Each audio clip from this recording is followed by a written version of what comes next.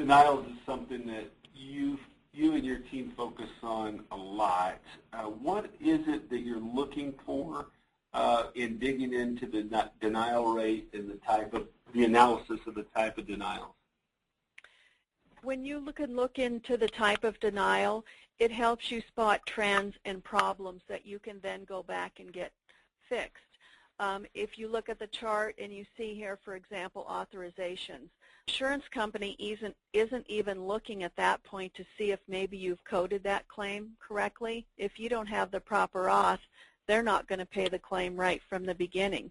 Whereas if you can get that fixed at the front end, that money's going to come in a lot sooner. You can break between the categories and you can see that whether it's a front-end problem, a back-end problem, physician problem, coding problem, any of that.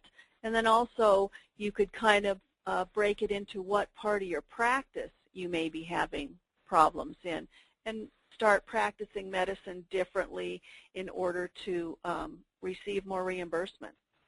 Well, the interesting thing about this denials analysis, in the old days, if the AR was big, we went and beat on the billers and said, call the payers, we got to get some cash in.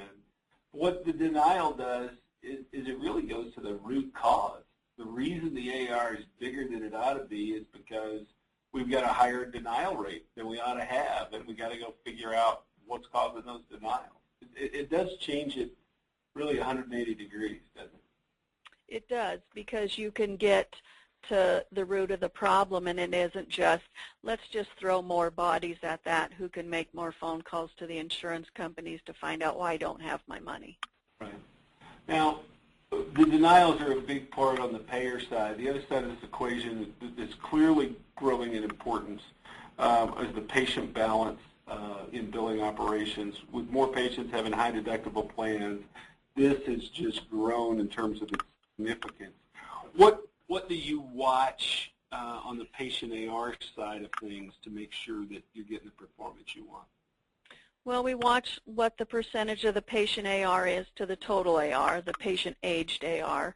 I look and make sure that statements are going according to standard cycles, and then it's very important to, once you have those statements going, to monitor the collections on that, because getting an account to an agency, a more formalized collection agency, will give you a much better chance of getting that money.